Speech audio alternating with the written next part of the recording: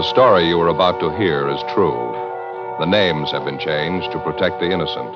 Fatima Cigarettes, best of all king-size cigarettes, brings you Dragnet on both radio and television.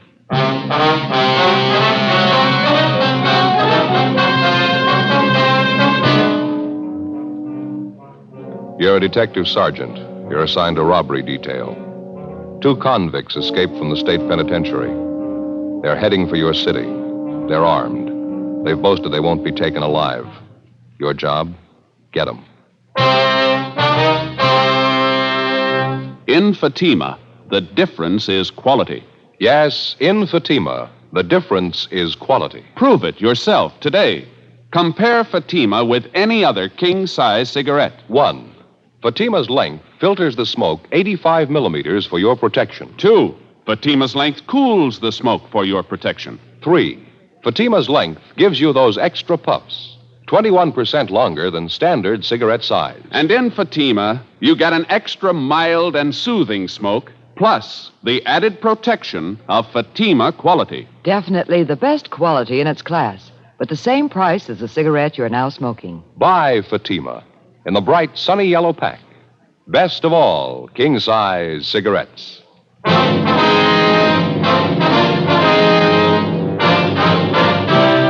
Dragnet, the documented drama of an actual crime. For the next 30 minutes, in cooperation with the Los Angeles Police Department, you will travel step by step on the side of the law through an actual case transcribed from official police files. From beginning to end, from crime to punishment, Dragnet is the story of your police force in action. It was Wednesday, October 6th. It was cloudy in Los Angeles.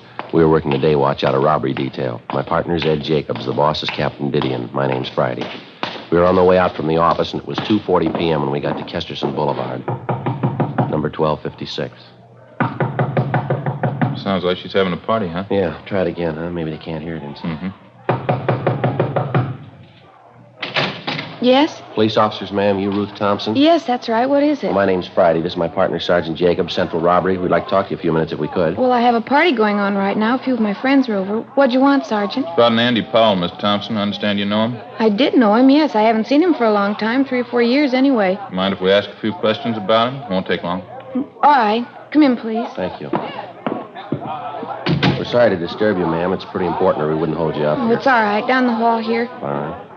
We can talk in the kitchen if you don't mind. It's my girlfriend's birthday today. Thought it'd be nice to have a little party for her. Oh, I see. Chair there, if you like. Oh, here, let me wipe it off. Somebody spilled a drink on it. Probably Danny always spilling drinks. Suppose you know about Andy Powell, Miss Thompson, what happened this morning? What's that? About Andy Powell. You heard what happened this morning? Just what I read in the morning paper. They said he broke out of San Quentin, another man with him. It's true, then? He did break out? Yes, ma'am. That's the information we have. There's an all-points bulletin out on him. Well, I don't want to get involved in it. It's none of my business. Andy doesn't mean anything to me. Well, at the time he was sent up, you were engaged to Powell. Is that right? Yes, but that was before he got into trouble, before he went to San Quentin. I saw him after the trial. I told him how I felt about it. I told him it wasn't any use. You mean you called it off, that it? There wasn't much else to do. It was robbery, 5 years to life. It wasn't the first time either. Andy knew it'd be a long time, so die. Really, I had to tell him. I had to call it off. We understand you were on Powell's correspondence list while he was up at Quentin. You wrote to him, did you? Yes, the first couple of months. We haven't written lately, though. There wasn't any point to it, no point at all. Well, when was the last time you heard from Powell, Miss Thompson? The last time you wrote to him? Oh, 8 or 10 months. At least that. As I say, there wasn't much sense in going on. Andy knew he was in there for a long time. He couldn't expect me to wait all that time. Matter of fact, he said he didn't expect it. He told me that. You been up to visit Powell recently, Miss Thompson? No, I haven't. Well, then you haven't seen him since he went up to Quentin. You'll swear to that? Why do I have to swear to it? I already told you. Andy doesn't mean anything to me. It didn't make sense. It's all over. I'm not even a relative. Why do I have to swear to anything? You haven't seen Powell since he went up to Quentin, that right? Miss Thompson, is that right? What if I saw him or if I didn't see him? What difference does it make? It's none of my business. Oh, did you see him, Miss Thompson? What difference does it make? I don't have anything to do with him. He doesn't mean anything to me. I told you. Did you see him? This morning. When? Late this morning, about 10:30. Was he alone? No, another man was with him. Who was the other man? You recognize him? Bert Selby. It's the way he introduced him. He didn't try to hide it. Some fellow he broke out of jail with. What'd they want? Why were they here? Clothes, money. Looked like the devil, both of them. Terrible. What'd you give them?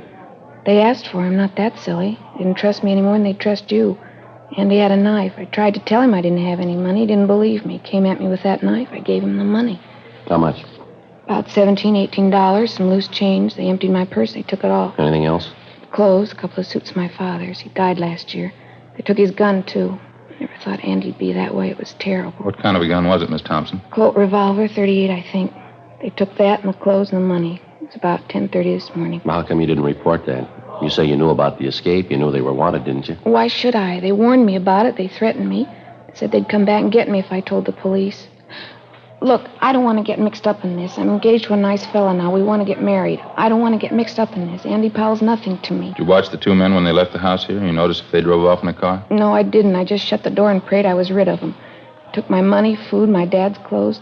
Don't make it any tougher, huh? Please. Well, it's not a question of that, ma'am. We have to find them. We're going to need all the cooperation we can get. I told you everything I could, honestly. They said they'd come back and kill me if I even talked to you. I can't do any more. I sure hope you don't find him. How's that? When Andy went out the door, it's the last thing he said. He said if the cops ever found him, there was going to be a fight. Terrible look on his face. Yeah. He said you'd never take him alive.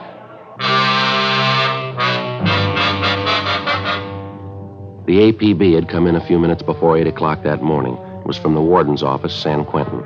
The two suspects had been assigned to an early morning work detail at the penitentiary, and they were first reported missing at the 7 a.m. count. Number one suspect was Andrew A. Powell, WMA, 29 years, 5'9", 175 pounds. Brown hair, blue eyes, tan complexion. Suspect number two, Bertram O. Selby, WMA, 31 years, 5'11", 160 pounds, blonde hair, gray eyes, tan complexion. Both of them had long criminal records. Both of them had been serving time for armed robbery. They'd used guns before. We figured if they had to, they'd use them again. Before we left Powell's ex-girlfriend, Ruth Thompson, we called the office and arranged for a 24-hour stakeout on her home in case the escaped prisoners returned. We also made arrangements for a stakeout at the downtown restaurant where she was employed as cashier. We passed along the information which the Thompson girl had given us, and a broadcast and an APB was gotten out on the suspects. 4:05 p.m., Ed and I continued making the rounds of all the known friends and associates of the escaped prisoners. We failed to come up with any more leads. 5:50 p.m., we went back to the city hall. Clouding up again, huh? Over there in the east? Yeah, the paper says rain tonight and tomorrow. We can sure use it. Oh, I can't. What's the matter? I haven't had a chance to get the shoemakers yet. Here. Look at that. Hole in my shoe. Been meaning to get them half-soled. I keep forgetting. Yeah. And don't tell me that's the only pair of shoes you got. No, I got another pair at home. They're not comfortable, though, not broken in. What's the trouble with this job? What do you mean? Shoes. You get a new pair, start wearing them around, and it happens every time. Huh? No sooner get the tops broken in, the soles wear out. It's a vicious circle. Yeah. Hi. What's the word? Oh, hi, Jess. Anything in the book for us, you don't? I don't know. I don't think so. I'll check it. How'd you two make out? Any luck? Oh, not too bad, Jess. We know Powell and Selby were in town this morning. Good chance they're still here. Mm-hmm. Any kickback on that last all points we got out? Well, nothing so far. Gaffney and Ricketts are running down a couple of possibles right now. One of them might pan out. Nothing in the book, Joe. We're clear. Just saying, Ed, on this Powell and Selby thing, got a couple of possibles we're checking on. Both calls came in the last hour. One was a holdup, Olympic near Vermont. Pawn shop there. Two men pulled it off, slugged the owner, took clothes, money, 12-gauge shotgun. Well, how about descriptions on the men? Well, they seem to be fairly close. What I got over the phone, Gaffney and Ricketts are out talking to the victim. They took mugs of Powell and Selby along, waiting for their call back now. You said you had two calls. What was the other one? 211 and slugging out on Hollywood Boulevard, just above Western. A couple of thieves knocked over a dry goods store. Some take, clothes and money. Descriptions are pretty close there, too. Hollywood division's covering. Waiting for their call back. Does anyone want to smoke? Yeah. Thanks. Here. Yeah, thanks. Thompson girl's the only one who had anything, huh? None of the others could help you out? Yeah, that's about the size of it. Apparently, Powell doesn't have too many connections in town. Selby has even less. No more than a dozen names on that list, were there, Joe? Friends, relatives? An even dozen. A couple of bars Powell was known to hang out when he was in town. Checked them out, too. Nothing. Yeah. Well, they sure made a beeline here after they broke Quentin. It's a good 500-mile stretch. If they don't have the connections here to help them, then what's the big attraction? Yeah. They could have some help lined up we don't know about. Somebody to hide them out, keep them in groceries for a while. It's possible they're making a run for one of the border towns, Tijuana, Mexicali. Maybe Powell figured on more help from the Thompson girl. Clothes and money. Enough to get him and Selby over into Mexico, huh? She said all they got was $17. Had to cut corners to make it on that. Robbery, Gonzalez. Oh, yeah, Jack. You sure? Yeah, okay, fine, thanks. Bye. What do you got? Jack Ricketts. He and Gaffney just finished talking to the owner of the pawn shop that was held up, the one on Olympic. Yeah. They gave him a handful of mug shots to check. He tabbed two of them, Mm-hmm. Powell and Selby. 6:30 p.m. A supplementary broadcast and an APB was gotten out on the two suspects, and the Record Bureau's photocopy room turned out 2,000 copies of Powell's and Selby's mugshot for distribution. At 9 p.m., a theater on Western Avenue was robbed of $192. Powell and Selby were again identified as the holdup men. The robbery victim, the manager of the theater, said that both men were armed, one with a .38 revolver, the other with a sawed-off shotgun. Neither the manager nor the two witnesses were able to tell us how the thieves got away from the scene of the crime, if they were on foot or if they had a car. 11:20 p.m. A hotshot call came through on a holdup at a liquor store and delicatessen down on South Central Avenue. For the third time that night, Powell and Selby were identified from their mugshots as the holdup men. They'd used the same weapons, the revolver that they'd taken from the Thompson girls' home and the shotgun that they picked up in the robbery of the Olympic Boulevard pawn shop. Again, the victims were unable to tell us how the suspects got away, whether on foot or by car. Midnight, 1 a.m. There were still no replies to supplementary broadcasts and bulletins which had been gotten out. 1:25 a.m. Another hotshot call came through, this time on a holdup and a slugging at the 2050 Room, a small nightclub on West 9th Street. Ed and I handled the call. For the fourth time, the bandits were identified as Powell and Selby, and for the fourth time, they'd made good their escape. We interviewed the manager of the 2050 Room, a Herman Saunders. Quite a few people in here at the time of the holdup, Mr. Saunders? Yeah, good for Thursday night, 30 or 40 anyway. We sure left in a hurry. This is the second time this year we've been knocked over. Insurance company isn't going to like it too much. Well, how much money did they take altogether, do you know? A little less than 600 from the cash register, mostly currency, some rolls of dimes and quarters. Got another 150 from my wallet. That's about it. They didn't take anything from the customers. Are you sure about that identification, are you? There's no chance of a mistake there? I'm positive. I'd know Andy Powell anywhere. I should know him. Like I told you, he worked for me a year and a half. I was here at 2050? Yeah, he worked behind the bar. Good man, too. I don't get it at all. You mean why it went bad? Well, yeah, that, too. What I mean is if you're going to hold up a place, you don't pick a joint where everybody knows you. I spotted Andy as soon as I saw him at the bar. So did a couple of the waiters. He wasn't wearing any kind of a mask? He didn't make any attempt to disguise himself? No, stood there big as life, him and this other fella. Didn't waste any time either. They pulled the guns, lined up everybody in the place, and stood them against that wall over there. Mm-hmm. Real Wild West style. Took over the whole place. Acted real wild, Andy and this other fella. Must be crazy. Nobody was hurt? Didn't slug anyone? I slapped a few of the customers around. I thought for a while they were really going to get rough. They had us lined up against the wall. Andy was acting tough. Had this knife with him, good 4-inch blade. Went right down the line, jabbing people with it, threatening them. Must be out of his mind. Well, you say he didn't take any money from the customers? Yeah, that's right. They worked it pretty fast. Emptied the cash register, then my wallet. Then they beat it. Never so glad to see anybody go in my life. Well, how'd they get away? Do you have any idea on that? Old guy who sells papers down the corner, he says he thinks he saw a car pull away right after the stick-up. Said it was a blue sedan. Don't know how much stock you can put in it. The old man's eyes aren't what they used to be. Did you know Powell pretty well when he was working here, Mr. Saunders? I mean, did you know any of his friends, people he used to run with? No, I didn't know him that well. He worked for me, that's all. I still have his old address, the place he was living when he worked for me. I can get it if you want. Yeah, if you would, please. Sure, no trouble. I just don't get it. Don't get it at all. Of all the joints in town he could have held up, he had to pick mine, the one place he'd be recognized. You think he'd have better sense, wouldn't you? You'd think so, yeah. How'd I ever hire a guy as dumb as that Powell holding up the place he worked for? Biggest mistake he ever made. No, he made a bigger one yesterday. Yeah, what was that? When he broke prison. 2:05 a.m. Further investigation at the scene of the latest holdup failed to turn up any new leads. While Ed and I checked on Powell's former address, which we'd gotten from the owner of the 2050 Room, Gonzalez, Ricketts, and Gaffney continued checking the immediate neighborhood. In addition, a special detail from Metro Division was sent in to cover the entire area. The suspect's former address turned out to be a rooming house up on West Temple Street. The landlady remembered Andy Powell, but she had no forwarding address on him, and she could tell us nothing about his former friends and associates. We checked back with Gonzalez, Ricketts, and Gaffney, and they told us that besides the old newspaper vendor, the counterman at the coffee shop near the 2050 Room had also spotted a blue sedan leaving the vicinity of the nightclub shortly after the holdup. He was able to give them the make, the model, and a partial license number. A supplementary all points had been gotten out on it immediately, and the information relayed to DMV and auto theft detail.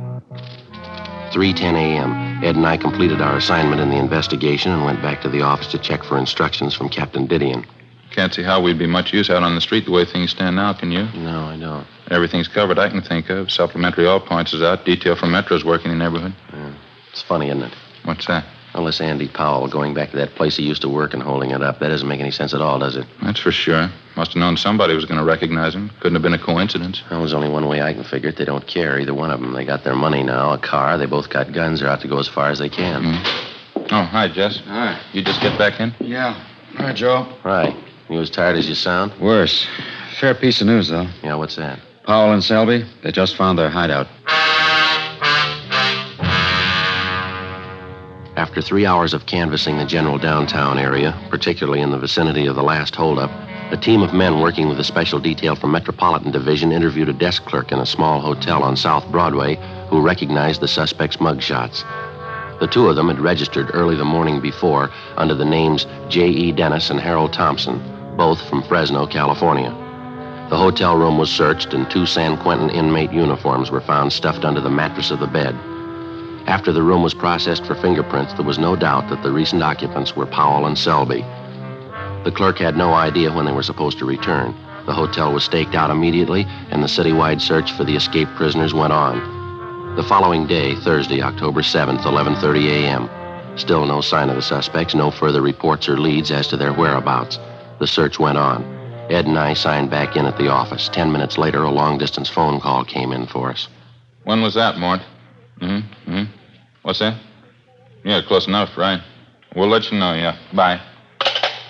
Mort Gear down to San Diego. Yeah, what do you want? One of the traffic officers was checking a car about 8 o'clock this morning, 586 parking. Blue sedan, fits close to the description of the escape car. Well, it's a pretty common model, isn't it? Did he say anything else? Traffic man checked the inside of the car, glove compartment, found half a dozen rolls of dimes and quarters, same name stamped on all of them. Yeah. 2050 room.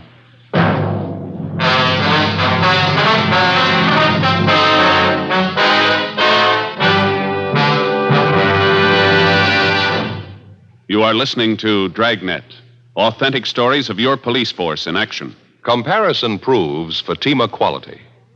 Prove Fatima quality yourself today. Compare Fatima with any other king-size cigarette. 1. Fatima's length filters the smoke 85 millimeters for your protection. 2. Fatima's length cools the smoke for your protection. 3. Fatima's length gives you those extra puffs, 21% longer than standard cigarette size. And in Fatima, you get an extra mild and soothing smoke, plus the added protection of Fatima quality. Friends, to show our confidence in Fatima, we make this money-back guarantee. Buy a pack of Fatimas. Enjoy Fatima quality, extra mildness, and superbly blended tobaccos. If you're not convinced Fatima is better than the king-size cigarette you're now smoking, just return the pack and the unsmoked Fatimas by August 1st, 1952, for your money back plus postage. Fatima, Box 37, New York 1. Remember, because of its quality, its extra mildness, its better flavor and aroma, more smokers now insist on Fatima than ever before. Insist on the best. Fatima, extra mild and soothing, plus the added protection of Fatima quality. Smoke Fatima. Best of all, king-size cigarettes.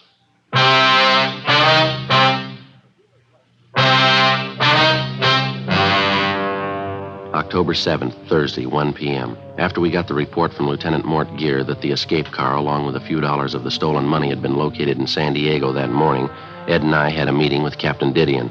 It was beginning to look like our first hunch was right.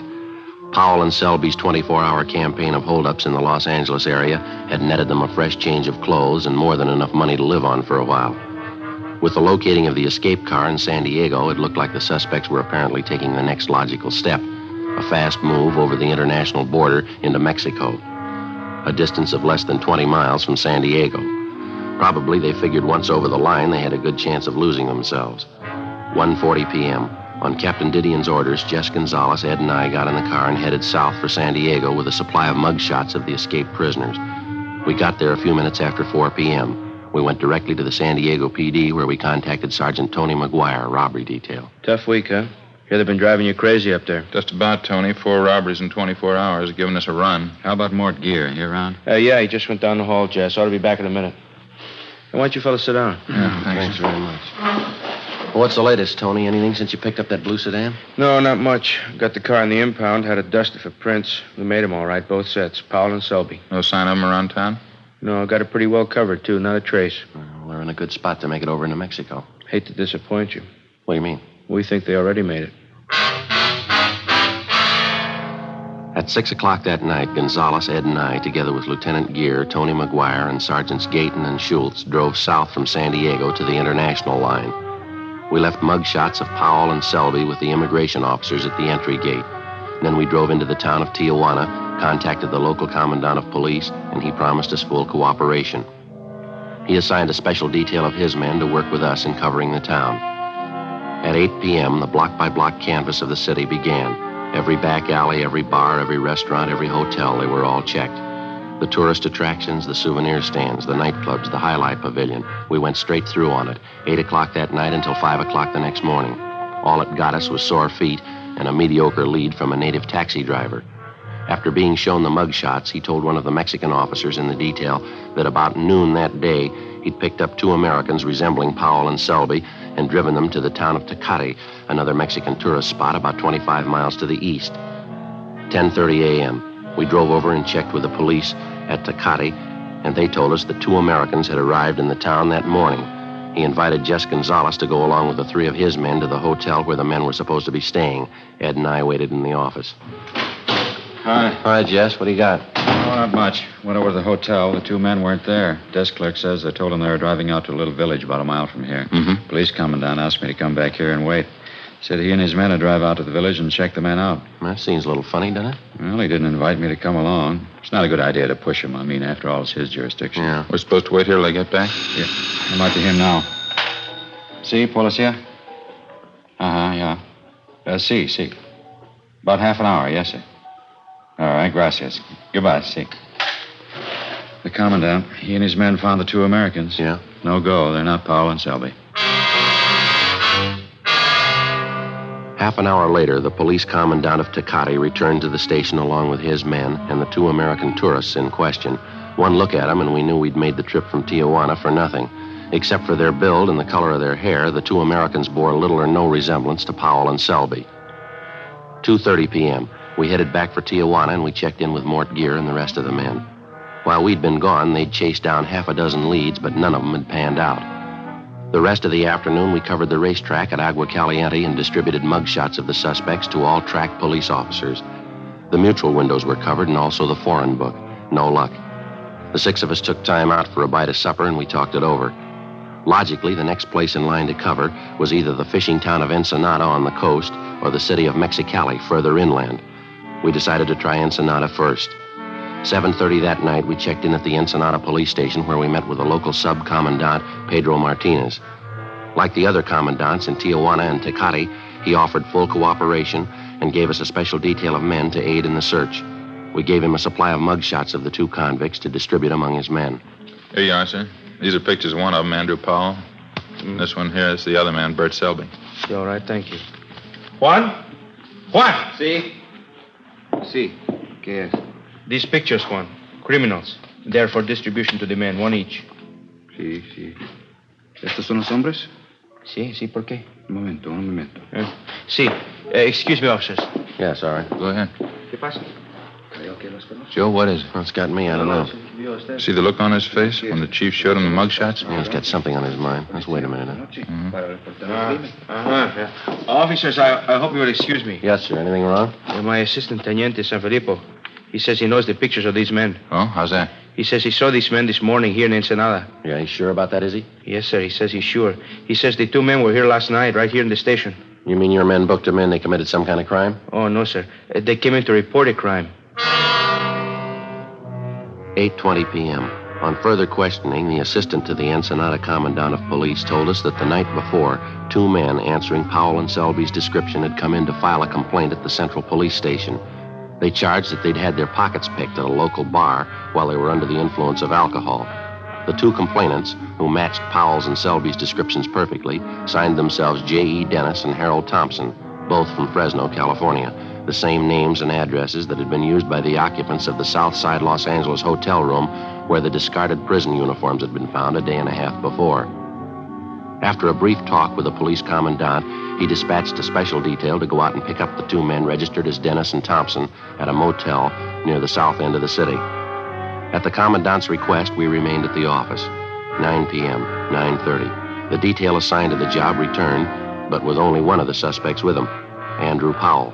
While resisting arrest, the other suspect, identified as Selby, received a cut forehead and was being taken to a local clinic for treatment. The commandant briefed us on what had happened. The rooms were searched, Officer Friday. Some money was found, also 2 guns, a revolver, a shotgun. Here they are. All right, thanks very much, sir. Well, Powell, how about it? You ready to cop out? What are you talking about, cop out? What'd you guys come all the way down here for anyway? You can't touch us. What makes you think we can't? You can't, that's all. You know better. You can't arrest us down here. No jurisdiction. We didn't arrest you, Powell. The Mexican officers did. Okay, fine. Now, how do you expect to get us out of Mexico? Guess again, copper. You know you can't do it. You haven't got the right to. Maybe. You want to tell us where you have the loot? The money you took in those holdups? Why should I? Look, why don't you admit it? We got you beat. We got over the line. You can't touch us down here. I don't bet on that, mister. Commandant, Yes, sir? you want to tell him how it stands? I will see that the general in charge of the Northern District is notified in the morning of your case. He will see that you and your partner are deported. What are you trying to pull? You can't do that. You know it. It's illegal. So's robbery, Powell. Come off it. Doesn't make any difference. You can't touch us in Mexico. It's against the law. You can't touch us. A popular misconception, Mr. Powell. I'm afraid you have made a mistake. If you like, you can pass the word. How long would it be for us to receive the prisoners at the line, sir? I don't know. A long time, I think. Maybe as long as 1 o'clock tomorrow. You know you can't do this. You'll never get away with it. I know a lawyer in Tijuana. I'll get him to straighten it out. You understand, Sergeant, we can't hand these men over to you now. But if you will be at the international border at 1 o'clock tomorrow, I'm sure they'll be crossing over. You can't do this. It's illegal. You know you can't. We're going to try. Wasting your time? Why don't you admit it? You can't arrest us. We got over the line. We got you beat. You can't arrest us, and you know it. You know that, don't you? There's only one thing I know for sure, Powell. Yeah? San Quentin. You got out and you're going back.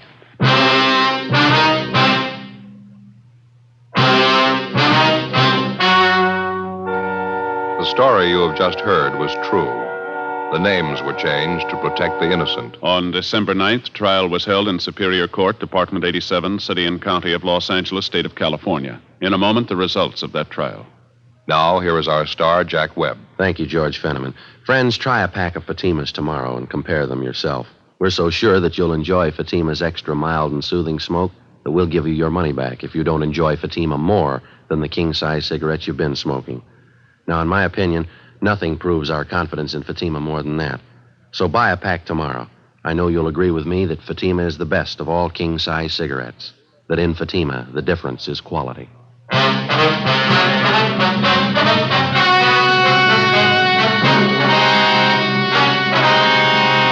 Andrew Powell and Bertram Selby were deported from Mexico as undesirable aliens and turned over to U.S. authorities at the international border. They were immediately arrested by police officers on the American side and returned to Los Angeles for trial. They pled guilty to 4 counts of first-degree robbery and received sentences as prescribed by law. First-degree robbery is punishable by a prison term of from 5 years to life. After being returned to San Quentin, Powell and Selby were filed on, tried, and convicted of escape. Both of them are now serving life terms in Folsom State Penitentiary, Represa, California.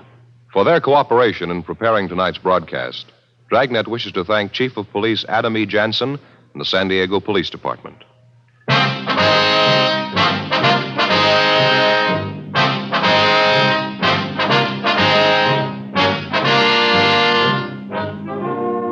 You have just heard Dragnet, a series of authentic cases from official files.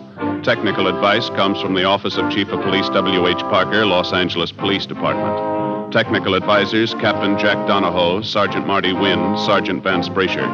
Heard tonight were Barney Phillips, Whit Connor, Herb Ellis. Script by Jim Moser. Music by Walter Schumann. Hal Gibney speaking.